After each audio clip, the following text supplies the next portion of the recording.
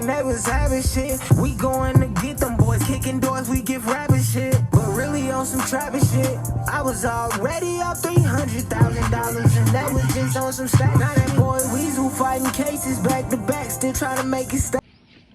What's up, YouTube? This OG Weasel Urban Conversion. I'm back again with another one, man. If y'all just now tuning into my channel, hit that like and subscribe for me. Sit down on the couch and check me out. I did 20 years on a 30-year federal prison sentence. I'm talking about my journey and the highs and the lows of being in federal prison. Doing 9 different prisons, 9 different prisons, 20-year sentence. Well, did 20 years on a 30-year sentence. You have to do 26 years non-stop before you eligible for parole. I got clemency from President Obama when he was leaving office, and my sentence was just like, okay, they're gonna keep the probation intact, which was 8 years still after doing the 26 years, but I did 20 years on a 30-year federal prison sentence, got clemency from President Obama, and before he left office, then I came home. Now that I'm home, I'm telling y'all these stories about my journey being in federal prison. Today's story, I wanted to do a little reenactment of a storyline about a situation that I was involved in federal prison. And this is about me and one of my cellies that was from DC. Me and one of my cellies from DC, right? And we was in West Virginia. And you know, DC predominantly the deepest car on the yard. Them and the paisas. And them and the paisas, they was the deepest. The paisas had a war with somebody. When I got there, they was on lockdown on all the bottom tiers. They had a couple units that they stayed on lockdown. Their food was transported to them in on the carts. They couldn't leave the unit. They wreck was only inside the units. They can come out the cells, but they can only stay in the unit, inside the units. They couldn't come outside for wreck. They wreck was inside the building. I'm gonna think about the war that they had with somebody. But I know for a fact that me and my cellie from DC stopped the war with the paisas in the DC car. I'm talking about this close. I'm talking about this close to stop. I'm talking about the war finna kick off, and I'm talking about hundreds and hundreds of Mexicans was out on the walk. Hundreds and hundreds of dudes from DC was out on the walk. Everybody got knives. They about to go. I'm in the middle of it, talking to my Mexican partner, and my cellie at the time, shout out to Maul from DC, man. Maul had I had 30. Maul had a 55-year sentence, 55-year sentence. Stand-up guy, good, great cellie, all of that. But the war that was about to ensue with the DC car and DC and the paisas in West Virginia was, I'm talking about very intense moment, y'all. When I tell y'all very intense, I'm talking about we literally out on the compound, out on the walks, in negotiations of not proceeding with this war.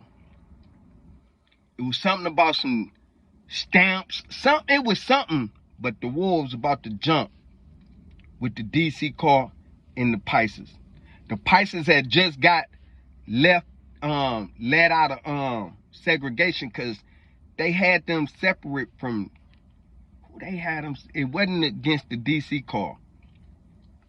It was against. I'm gonna find out. I'm gonna find out. But like I said, they was on lockdown when I got there to West Virginia. So on the bottom tiers,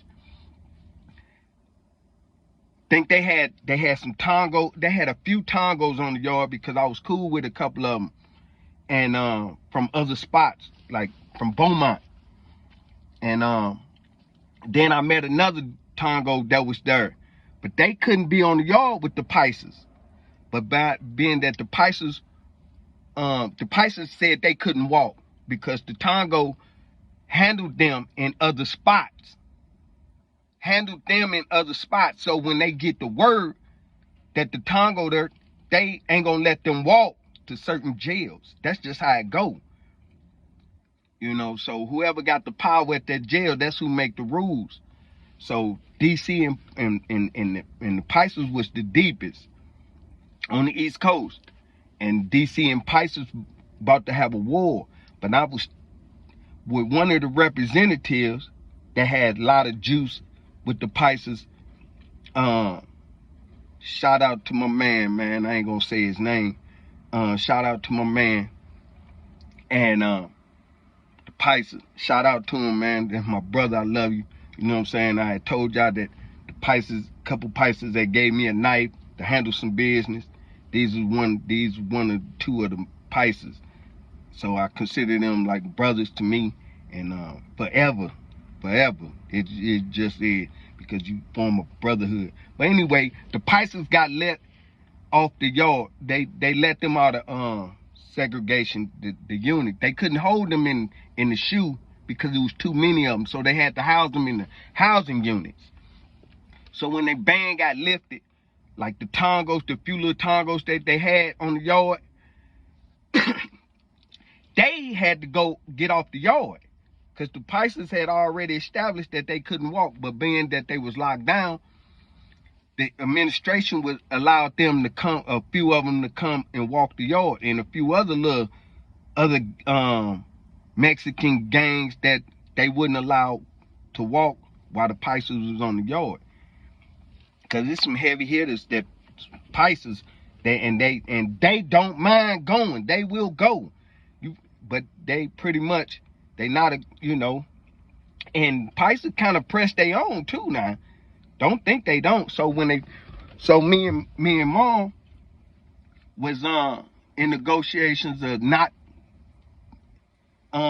ensuing this war because Maul had a little juice. Maul and Big Bud out of DC, they had some juice, and they had but DC do not follow nobody.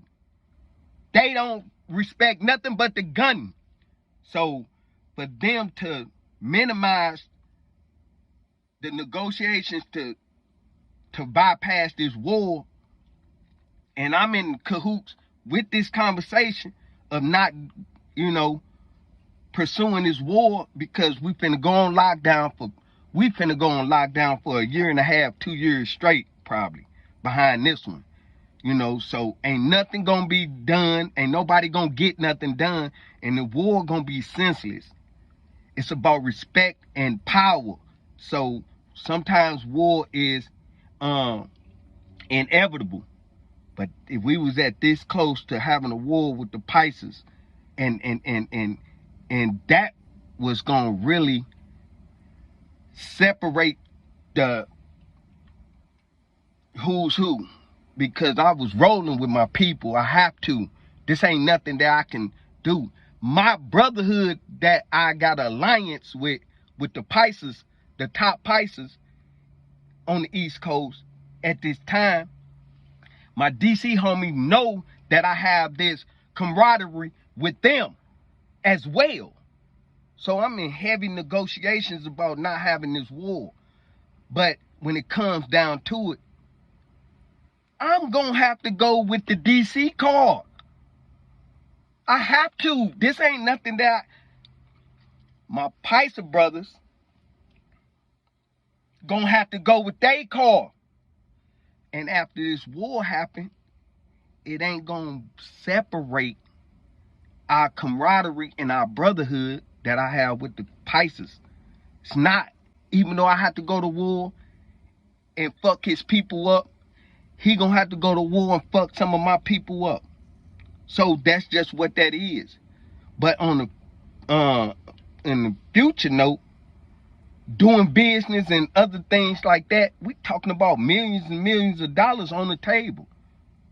But do we still have to do what we have to do right now, right here? Yes. So the best thing for us to do was to calm this situation down to the smallest, minute issue that it could be that we can alleviate going to war. Am I wrong? Do y'all think, hit the comments. Am I wrong for telling y'all what I'm telling y'all? That I would have had to go to war with my DC comrades opposed to my Mexican comrades. Brotherhood is a brotherhood, but it's a fine line of separation, man. So am I wrong for telling y'all who I'm riding with? My brotherhood, my camaraderie with the Mexicans, he knew what it was. If we gotta go to war, we gotta go to war. Now I ain't out to target and put this knife in you, but I'm probably have to put it in some other people, you know. And if you gonna directly probably put that knife in me, nah, but he probably just, you know, it's gonna be some people around me that he gonna have to put the knife in. So we having a reasonable understanding about where this war lie. This going on in federal prison right now as we speak. You got young dudes coming in from the streets thinking they can do anything they want to, getting the cars, getting the cars in they gambling, they slick talking, they calling each other names, and they being disrespectful to each other that can ensue into a war behind respect. All behind respect. Multiple people will get hurt, get stabbed, get backed off the yard, everything. This OG Weasel Urban Conversion, I'm telling y'all firsthand from my knowledge and my things I've seen that I know about firsthand. This OG Weasel Urban Conversion, I ain't gonna hold y'all, man. Y'all hit the comments and y'all let me know, was I wrong? And by the way, my Mexican comrade, yes, I have, you know, been in top communications with him. Not as of lately, but I, you know, got his mama address, phone number. That ain't gonna never change. Y'all hit the comments, let me know, man. Where I should have stood in this conversation, man, or what y'all think, man. I'm just giving y'all the raw and uncut.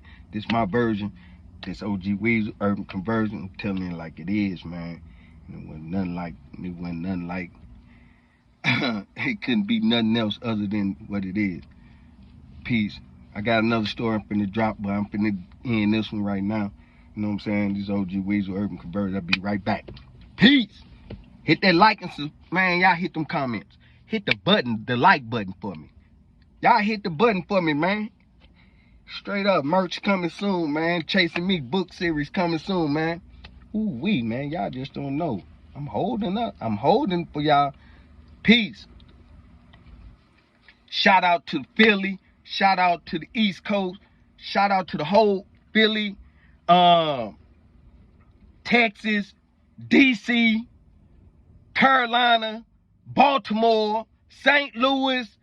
Shout out Kansas City. Where y'all at, man? Y'all hit the comments. What city y'all in, man? Y'all let me know. This OG Weasel Urban Conversion. I'm coming to y'all city. I'm coming to y'all city. Watch. I love y'all. Peace. Thank y'all. Hit them comments.